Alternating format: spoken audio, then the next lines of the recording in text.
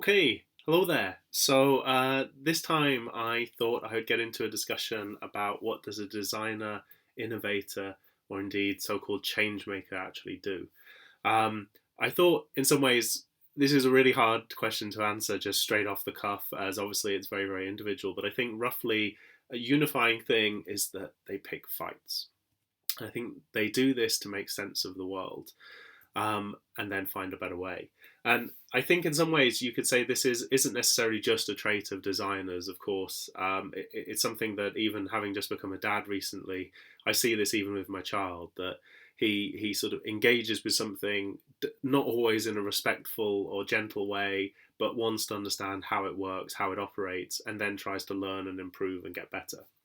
And I think you could say this with physical interactions, sort of more cognitive things, all sorts of things. But basically, this is, I think, ultimately the rhythm of a lot of the way we understand things and perceive things, but how we also create change. I also thought it's maybe worth just framing things and saying, what's the difference between a younger, more experienced, sort of less experienced designer, more experienced designer. And this isn't to be condescending to any of the undergraduates or graduates watching this. It's more that I truly feel sometimes, the media paints a picture that you've just got to get it all right, and that you should get a job and be flawless. And I just really wanted to create the distinction that this is ultimately a journey. And I can't speak for you, but I can certainly say for myself that when I was younger, my sort of fights, as it were much more sort of strenuous. And to use the sort of metaphor, they drew blood. If I was engaging someone, it was always very, very, not confrontational always, but a lot of the time it probably was. And so I think it's a fine line between are you being a maverick, someone who's doing it in a unique, special way, or are you just being a bit of a let's just use a nicer word, twit.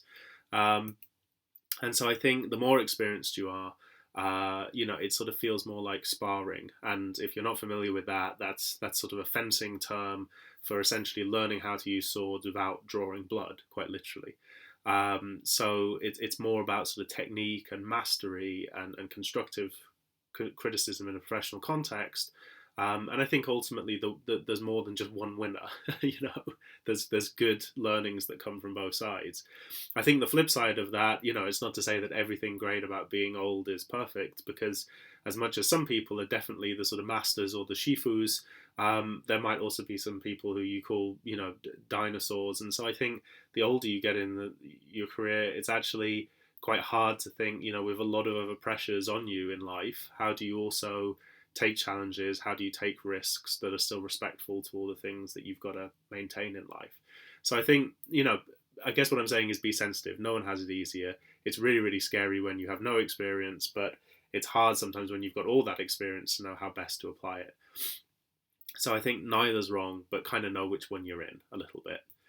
And I'd say the knack ultimately is being a rebel with diplomacy. And if you want to Google diplomatic rebels, you'll find one of my friends who sort of, I think, coined that phrase in a Danish designer. So it's a good one to go down that rabbit hole if you get a chance. Anyway, to recap from the previous episode, 5 tips on communication. I sort of went through these basically reasons to believe, well documented process, stats and independent experts, essentially using those people to sort of bolster your argument without looking like it's just you going on about something, having a clear problem and solution. And I think that the importance of showing the failures and the learnings as you've gone through them, and again crafting that into a good simple story that you could happily tweet it or tell someone down the pub. And I use the pub not because I'm obsessed with drinking, it's just saying that it frames your mind accurately, that the person isn't giving you 100% attention and they might be a bit drunk and distracted and it might be a noisy environment. So really, what can you distill it down to that is effortlessly easy to take on? So if you watch this, The Century of the Self, you'll realize that ultimately there was an elephant in the room.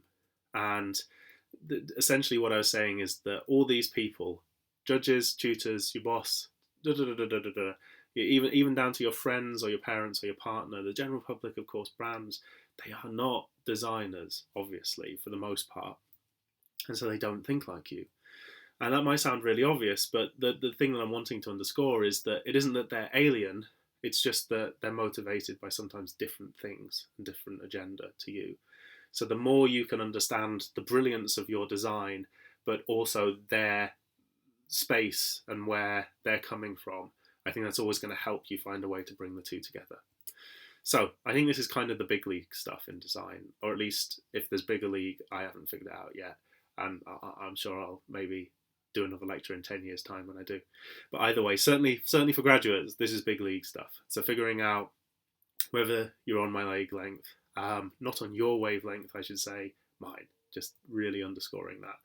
And I think that a lot of this is about how not just it's not always thinking a designer, I'm here to change the world to see it from my perspective.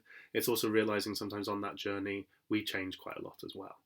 So what is it that creates change in ourselves? If you can understand how you changed your opinion better, what things motivated you, maybe you can also understand it and empathize with it better in other people. But of course, realizing it's not just a one-to-one transference. They're going to have different buttons to press, as it were. And indeed, Century itself is all about how to press those buttons. So that's why I keep coming back to it as a really unique reference. So I kind of think these really make up points 6 and 7, and I kind of wanted to give a couple of examples because I think usually it's good to give examples from other designers or other industries, but I also think I don't want to sort of claim to know someone's internal process. But I can tell you mine. So, why an award-winning project can fail in real life. And this isn't to be all like award-winning, I'm so great. It's to say, even if it's doing that well, there are still going to be problems with it.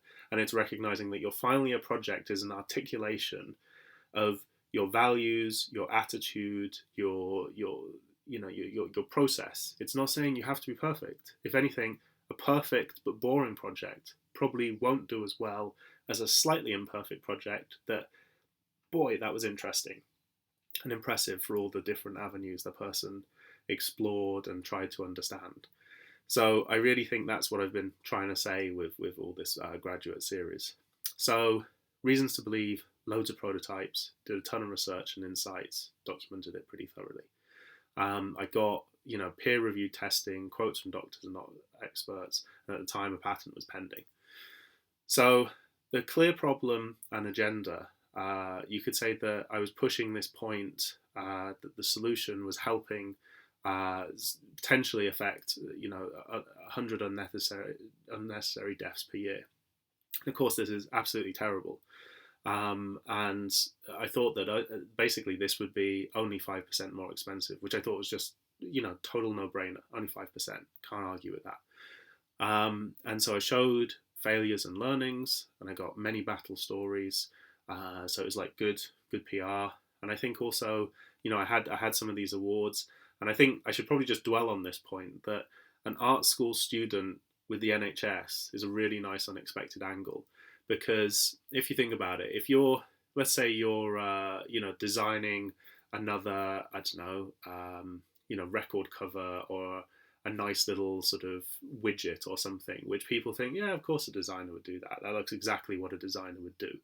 Then it kind of just isn't great PR. PR looks for the unexpected. And so even though I didn't set out with that as my plan, I realized that was the game halfway through, and that I should definitely, even though I should also be it's slightly unfair to Glasgow University, which is where I did all my engineering side of my degree, but I'm not going to lie, I played up the art schooliness of it, because it was really sort of, what's an art school student doing in an operating theatre for like 13 sessions? Because it just seems crazy. They think, are you there just to draw nice pictures? Even some of the surgeons were like, what are you doing here with your mad hair? You don't look like a doctor. Well, they probably didn't. But the point is, those are all sort of fun, memorable things. And I certainly struck up a really good rapport with a lot of the surgeons and anaesthetists in the room, because they weren't used to someone with, at the time, I had my little carefully disinfected recording tape. I had my carefully disinfected camera, a notebook that was clearly brand new, fresh out the pack to be really sterile. All that sort of stuff, you just look back and think, I must have looked so silly sitting in the corner, just trying not to trip over cables that might injure someone. So either way, I just think that those stories try and almost like project, is this going to be a fun project, or is this another, oh yeah, I built my own 3D printer using some aluminium extruded box section. That is it's not to be down on anyone who does that. You might end up creating an amazing enterprise and being an entrepreneur, but that isn't going to get you the interview at a consultancy, I can say, with a pretty good rate, unless you are absolutely knocking it out of the park as to why that 3D printer is like completely different. So that's what I'm saying is there's no problem at all doing something boring, but you have to make it super, super interesting and take it to the next level. And I'm not in any way trying, please don't quote me on this, but I'd say you could even apply some of that as being a little bit what Dyson does. Hair dryers were super boring until Dyson came along and just took it to the next level. So whether you like them or not isn't the point, but they definitely raised the game and indeed the price point. Um, so are you on my wavelength? Doctors, 100%, totally winning. Patents, winning. Big pharmaceutical companies, no. So I went round about, literally 9 to 10 of the big pharmaceutical companies who manufacture these types of devices. And I think, forgive me if I've said it before in a previous lecture, but essentially the thing that I was really had to sort of take a grasp of was that I was naive to the realities and practices of how medical devices achieve their return on investment, the ROI. And I just want to say this is absolutely not in any way being down on big pharmaceutical companies or any of that nature. I was told this with the most sincerity and respect and care for me. That they were saying, I have to tell you, Jude, and I had this from 3 people, taken off the record, and I really respect that. That they said, you have to appreciate, of course it's a tragedy if we lose anyone, but the statistic of 100 deaths per year in that ballpark at the time, don't quote me on that exact figure, but it was about that order of magnitude. It really isn't the same as other things and other problems that they have to focus on because it's tens of thousands or more per year, or risks, or indeed litigation that comes back to it. One of the other things that's a little bit unfortunate about the thing that I was solving is that although you most certainly can rupture someone's trachea if you get it wrong, often you tend to rupture the trachea of someone who was maybe chronically overweight or had, a lot of infirmity, and so was at high risk anyway. So it's not that the coroner would ever fudge it and lie and say that, there wasn't a ruptured trachea. Of course they're going to do their job. But it's very hard to bring litigation if they say, yes, there was a complication, but ultimately, there was a ton of other circumstances. And please be sympathetic to the poor surgeon who was trying their very best to do this, that they didn't go into it hoping that anything would go wrong either. But either way, it means that it is not a clear-cut case. It's a very, very complicated thing, how these 100 or so deaths a year arise. And so I just was very naive to the complexity and the real world, appraisal of how these things happen. And similarly, this thing that I thought, changing the world, 5% more, of course you'd do it, but who's paying for that 5%? I was just saying someone should pick up that extra 5% out of the goodness of their heart. And it's not about the goodness of the heart, it's that people are given an allotted amount of money to spend on a certain amount of, medical devices. They just don't have the liberty and the freedom to just pay 5% more for something that isn't necessarily proven to be better. So the reality is you probably actually have to come under price at the beginning to then establish the trust, build the market, have the stats, and then sure, you can maybe add more premium lines. And that dynamic of having to go down before you go up, someone's got to pay for that. And so that, again, someone's got to bankroll and believe it, and they're only going to bankroll it if they can come back to the return on investment. So it's well worth acknowledging. If you want to work for a charity, go work for a charity. But if you do work for a company that has to be about profit, these are some of the dynamics which I'm trying to just be candid about. It's not about goodies and baddies. It's not about heroes. It's about just saying you will have to create compelling propositions that offset the fact that there are pain points, be it financial, be it legislative, be it PR, be it whatever. It's a complex game. And so, in all honesty, I was way in over my head. But the point is, I took away a lot of learnings, and I think this is why I don't mind sharing the weaknesses. And I will be honest about this. I'm sharing weaknesses after having enjoyed 10 years of a good career after it. And I appreciate it's really hard to do that when you're just starting out. But I would say that even when I was in that, first couple of years of my career, I was quite open and honest about the fact that's why I didn't license my final year project, is didn't make sense on the viability. So, great idea needs a great go-to-market plan, as it's called. So, I think as well, the sort of, you don't often think about it, but actually designing a good go-to-market plan is just as much about innovation as well. So seeking out stakeholders end to end, not just the ones that were in plain sight, the people who are making those decisions. So I think it's critical to understand all of that stuff that you don't often see as a student of supply chain, procurement, business, etc. And I think the win is definitely desirable, feasible, viable, but I've often said timely is a big thing as well. And of course, this is going to vary from company to company. But I wanted to dwell a little bit on the time, so we'll come back to that in a second. So just imagine these scenarios of, because some of the people asked me, what would you ever come back and revisit the project? So sure, the problem would probably need to get a lot worse than 100 people per year for it to be taken seriously. But let's say that it's still 5% more expensive. So the desirability increases, but does it justify the cost? Similarly, problem's still bad, can I make it cheaper? So the desirability is still good, but the feasibility, is it possible to make it cheaper? And that's sometimes where this is sometimes where new technology is powerful, or indeed, reframing a technology from a different industry and bringing it into yours, and that is also novel for that industry. So essentially, that's all well and good, but does it still make sense on the margins for the business? So can you justify it?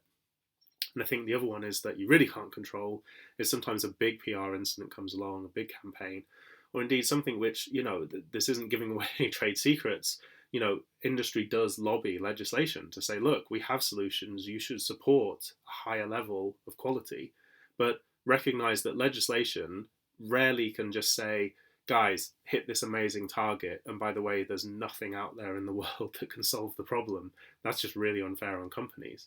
There's, without giving anything specific, if you said to the automotive industry, just overnight stop using epoxy resins, which are quite harmful, they're very, very toxic components in them, they'd be like, how are we going to glue anything together in a cost-effective way? And you can't just come in and say, oh, go boil some tree sap and use that, which is inferior and really costly. That isn't going to cut it. So you have to come in and say, look, we've created this incredible compound, which is a better alternative, and it's either the same price or cheaper. So I think that's really, really hard ask, just to say it has to always fall on legislation. I think sometimes legislation and innovation, it's kind of hand in glove. So I think if you wanted to get into that, that's a really interesting place. And I think certainly as designers progress more in their careers, they have stronger networks, bigger appetite for managing that long-term thing. That's sometimes where you play some really interesting games of creating change. So again, just to point out, not all failure stories, are terrible. They still led to a win. I think the fact that I was talking openly about what went wrong and what I learned definitely got a job at Dyson. So I got to do cool things like, this is a video of the Dyson Ball Challenge Part 1. Of basically inside that ball is essentially a mechatronic hamster that drives around an obstacle course. So we got to do that when we weren't designing products involving moving air around. So, example 2, Arduino and new product innovation process. I'm going to take a drink. So, Arduino, you know what this is, basically prototyping in electronics. So this was my first attempt as being a change agent, although I didn't apply that term to myself. So reasons to believe, I basically just said it's awesome. It's so great. It's been in Make Magazine. You're going to love it. You can play with electronics. You don't have to listen to those pesky electronics engineers. What do they know anyway? The future, it's going to change the world. I didn't have any stats. I basically was just banging on saying it helps us make electronic things. Didn't explain why, just said it's cool. I was probably a bit disparaging about professional engineers, continually saying this isn't professional grade code. The diners saying it doesn't matter, engineers don't get it, it's the future. Again, same story. We're right. Designers race. And so I'll highlight traffic lights. Basically, the only thing that was probably actually like true was that the engineers were trying to point out this is not professional code, and I didn't take any pains to explain why it didn't need to be professional code, and then it would help the professional code become more effortless later down the line. So basically, most of this is either like objectively a bit bad or just really bad approach. So it didn't work. I had about 6 months of cooling off, and I think I was lucky that I got another meaty project that I really sunk my teeth in, and that definitely just pulled me off trying to lock horns with this. It kind of saved me from myself, as they say. So I think it also allowed me, because it was also using a little bit of electronics, I rebuilt some of that trust with the electronics professionals and just spent more time trying to listen and not talk all the time, which you can see is obviously a very hard thing for me. So the change attempt, number 2, I kind of thought reasons to believe. I'd used Arduino to tackle a problem that the company was worried about and had some, skin in the game, wanted to do something, and also just referencing other companies that had in fact started to adopt Arduino and had put out some good PR articles. So a little bit of proof and a little bit of fear of missing out, as it's sometimes called. So I wouldn't I don't quote me on these figures, but I think designers were typically sort of wasting about sort of 2 to 10 iterations of PCBs, printed circuit boards, and indeed the electronic engineer's time, just in sometimes not even like a big conceptual change, just going, we need that button over there, or we needed to change the press button to a dial, something like this. It was just not complex stuff. It was just natural, iterative, adjusting to user experience design and interaction design. So I think what I was trying to say is that we as designers can do 80% of the learning on our time, on our budget, and actually it's quite empowering to do that. And actually we hand over a better, more clearly realized brief or project to the professional electronic engineers. So making the problem much, much clearer, stating the agenda, understanding the solution. I think the markets did demand more of this move towards technology and electronics. So that was a good, timely thing. And I think also reducing the waste on innovation. It's just faster from basically Sketchbook to being on the shelves. Put that the wrong way around. Anyway, better user experience overall as well as a result of it. So I showed basically the failures and the learnings, and I think that I should have been way more respectful of electronic engineers. They were right on many things, but they also respected that this lessened their workload. So I think it actually there was a nice bit of coming back together again and mutual respect between the teams, which I think is what I always mean by sharing the win. It is great to come back to that. So I think it was a good story as well. Made for better commercial experiences, less money, faster, and it's cooler for the consumer as well. So again, getting on the wavelength, I mean, I put design managers. It was actually many people working on this, but in principle, just convincing people above you. Internally, it wasn't a waste of money, saved time and money, helped us innovate faster, better, stronger. The team rapport improved because we were learning a bit about each other's practices. So it means there's often this phrase of chucking it over the wall, which means the designers or whoever has finished their part, they pass it on to the next team and they have to deal with all the craziness. So this was much more about, because you knew what they were going to have to do, you were more sympathetic and tried to design out some of the things that would help them. So even if it meant drawing out a wiring diagram, we would try and do that so that they weren't just guessing what all these mad cables meant. So designers are more cross-functionally aware, a bit less of the sort of the diva mentality, I guess is what I'm trying to say.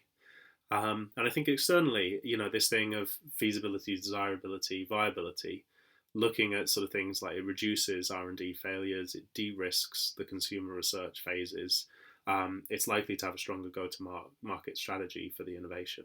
And I think all this is what I'm saying is timing is critical to this. It was really timely to say this is helping at a time when a company was wanting to be more ambitious, to accelerate things. It wasn't. I just want to state for the record, this is not saying Jude and a couple of his friends walked in, presented Arduino, Dyson had an epiphany and the world was terrific. It's like, no, we managed to catch a wave of an organizational change that was already in process. But I'm acknowledging that 6 months ago, that was probably too early, as well as my approach was horrendously bad. So there is something to be saying, yes, I did it better, but it was also good timing. So I wasn't actually changing everybody's mind, just to be completely fair here. This was also saying it was good timing. So developing an eye for when that moment in changes, I can only say that I've worked with people who are so much better at noticing that. And I think that's sometimes where you have to recognize a little bit your learning curve. And so listening to them when they say, look, I hear you, but wait, now do it. That is sometimes a great partnership. So design managers propose training courses. We help put those together. Presentations to the wider organization to explain why it's helping. So that, it wasn't just the designer's pet project. Marketing could think, wow, that's really cool as well. We could see how that's going to translate into some of our future strategies. Less disruption, better justification, and better outcome. So I think it's always that thing of, slowly, then with good alignment and support, it actually moves quite quickly. So hard-won learnings, if they're not obvious. Stop thinking about design, my agenda, understood the more holistic business objectives, was more attentive, patient. I actually wrote patient twice. I think that feels apt by accident. And empathetic, just be patient. And I think less ego, more humble. And I think it's that thing of really, I put this in bold because I just think it's so important that it's easy at the time to think, I'm young, I'm new, I've been exposed to all this exciting stuff at university. I'm here to help you innovate. I always read all these great articles on Core 77 or Medium or whatever saying how young blood's important. It is. But at the end of the day, you don't have a reputation. And sometimes you're still on probationary period of your 3 months. Whereas you're asking people to do things which have their entire reputation, all of their final year KPIs, their bonus, and indeed, it might not even be something that, because they haven't just come fresh out of uni, they don't know anything about Arduino or whatever. And so you're asking them to just instantly understand where you are and then do 10 times more work to make what was your provocation happen. And so I think it's just really recognizing that that is not the way it's going to work.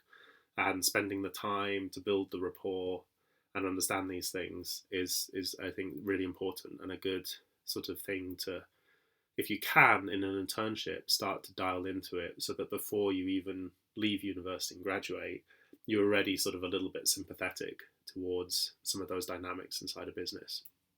And I think basically what I'm trying to say is share the win. If it's a case of you're twisting their arm to do it and do your bidding, that's probably not a win-win. But if they're excited about supporting you and they're excited to help you, then I think you probably got it about right to sort of demystify all this. If they're excited to help you, that's when you know you got it right. So now what? Attempts on new projects. Easy to say, Jude. And I think the key thing is that they, if you're going to test yourself, they need to require a new or indeed a deepening of an existing skill. And I think picking fights, and I think that's what I've been trying to say, is like, not with people, pick challenges and problems. And dare I say it, I was sort of thinking about this a little bit actually. The people who pick fights with people really, really well and make a career out of it are probably people like, satirists or comedians that, indeed like journalists. They're really good at, they hone in not just on the thing, but also the individuals doing that thing. So it's not to say that you can't do this in design, but just recognize that you are behaving like something which isn't necessarily quite as long-term, holistic, and more sort of empathetic. So sure, spice it up with a bit of provocation. I'm not saying that it has to be all textbook, but just recognize your daily bread should not just be continual fights with people. I hope that makes sense. But a bit of friction is good. So I've kind of said this before: show, don't tell things, and prove that you have a better way with prototypes, and speak to people's head, heart, body. Basically, I'm saying facts, emotions, and their sort of like internal instincts. So, need more examples. So again, these are some things that inspired me to change myself and create change. Thomas Heatherwick, his book on making. I think I haven't seen many books that are quite so transparent in how you take a brief or a statement for a project and turn it into something that is both informative in its process, but also, you can tell it's going to make it easier to communicate to the stakeholders when you deliver on the brief. So I think he's really, really good. This book is really strong at just explaining how you go from some very oblique and crazy stuff down to things which suddenly feel quite tangible and real, and anyone could understand its importance, its beauty, its necessity to exist in the world. So again, How to Earn Friends and Influence People. This book basically sort of refuses to die in publishing. It's one of those, like, and I say this with a couple of friends who work in publishing of books. So I won't reveal any of the statistics, but this thing just doesn't die. And so you can either sort of like brush it off, but I guess not to put it in the same league as the Bible, but I use this as a provocation that, even if you don't believe in religion in the sense of practicing it, you kind of have to acknowledge its impact on shaping societies. I'm not here to debate whether it's rightly or wrongly, but you have to acknowledge that religion has, had this huge impact on us. And so I think it's not to put, Dale Carnegie as the Messiah, or indeed Simon Sinek, but it's just to say, I think what they're doing is they're encapsulating and packaging things which are somewhat universal inside all of us. So Dale Carnegie is a bit sort of how to understand the human dynamic, and I think Simon Sinek is a bit more sort of to adapt to the start with why, and it's basically saying what is at the core of all your offerings, and how do you sort of radiate out from that so that things are coherent, or at least that was my understanding of it. So again, if those are very sort of philosophical and chin strokey, business model generation, I was probably recommended this. I was recommended this at Lego, and I really got it. The penny dropped because I was starting to work on business models and understanding how to work with different companies and partnerships for 2.5 years. But I'd probably been recommended this back when I was either I think it was maybe even Sugru, and I just didn't really get it, if I'm honest. It just went over my head. And so I'm not saying this is a book that is easy to jump into, but in case you hadn't figured it out from the sort of, if you Google it, there's basically lots of boxes that you fill in to basically design out the understanding of the business model. And what it's good for people like me who have, at an earlier stage in my career, a tendency to focus on the juicy bits that I like and ignore the bits that I don't.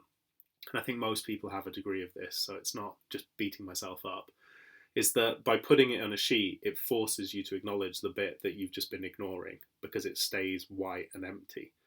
And you can either put a rubbishy answer in, but then when you share it with someone, they'll be like, this answer's weak, doesn't make sense. So I think really the genius of the book is just it forces you not to dodge the issue that later on when you come to sell it will trip you up. So to go back to my medical example, I can't remember the exact thing, but it does have a box of like, what is the, as it's called, total addressable market, which is saying if you had 100% sale of selling it to everyone who ever wanted your product, how big is that market? And if it's like a couple of thousand people in the world, it better be damn expensive for that to make sense. Or you better have a really unusual way of making sure that then convinces millions of other people. So the point is, it just forces you to be really real about those dynamics. If you want to get into business, that's a really good primer. It's a really good 101. And again, sort of going back to the more sort of battle stories, Ben Horowitz, I'd say if you don't know him, Andreessen and Horowitz is a really good Google search. Look up a16z.com. Essentially, I use it as a bit of a barometer for what is happening in the venture capital world, because usually it's a shorthand for what's happening in legislation. Because usually I'd like to think that some of the smarter venture capitalists, such as these guys, they're not just looking on what's cool, they're looking on why it's cool and whether it's going to become cooler because some doors are going to be opened that enable it to grow, or whether some doors are going to be closed and that means that it has to pivot and go somewhere else. So essentially getting into like long-term strategic thinking and forecasting, this is a really interesting, rabbit hole to go down. And I guess just a sort of nice thing to finish on is I think Ed Catmull's Creativity Inc. is like possibly one of the most sort of undervalued, under acknowledged books out there. I really haven't sort of read a better explanation of the creative process and what it is to build teams, but also go on a journey yourself. So this helped. This was probably one of the most influential things, other than being going through Apple's innovation process, hiring process rather.